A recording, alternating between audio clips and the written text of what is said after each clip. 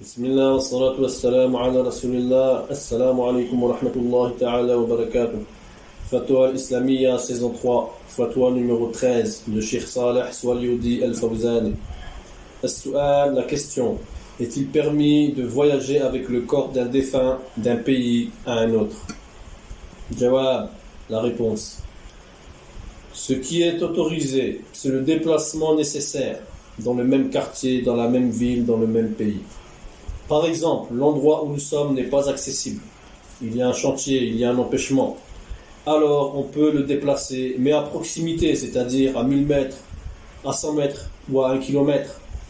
Mais le voyage du corps en islam est interdit, car les sahaba qui sont morts en expédition ou ceux qui sont morts à la Mecque, parmi les Médinois, n'ont jamais été rapatriés et inversement.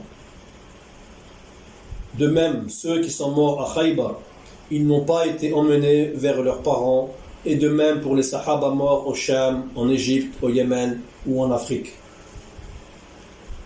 Ceci n'a jamais été fait ni vu dans notre religion.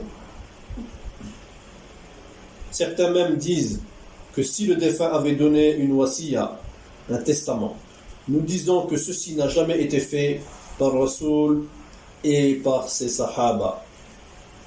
De plus, concernant notre mère Aïcha radiallahu anha, quand son frère Abdurrahman est mort, ils ont voulu prendre son corps de Médina pour Mecca, donc de Médine pour la Mecque. Et lorsqu'ils ont fait cela, son corps en route s'est décomposé.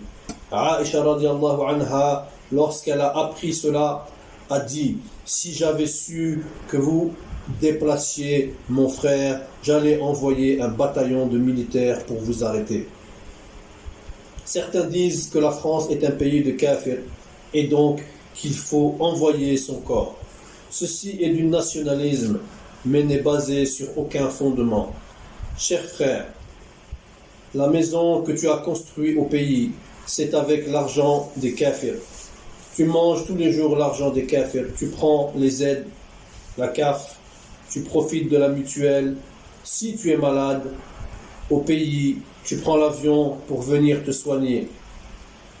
Donc, si tu meurs en France, tu es enterré en France. Nous disons que le souhait de vouloir rester algérien, marocain, sénégalais, malien, ivoirien, tunisien, etc., ceci est du nationalisme.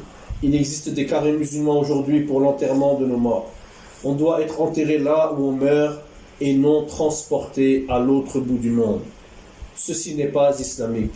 Si tu ne veux pas être enterré dans le pays où tu as travaillé et gagné ta vie pendant 40 ans, donc aujourd'hui il faut renvoyer l'argent en France et aller vivre dans ton pays, si tel est le cas. Wallahu a'lam.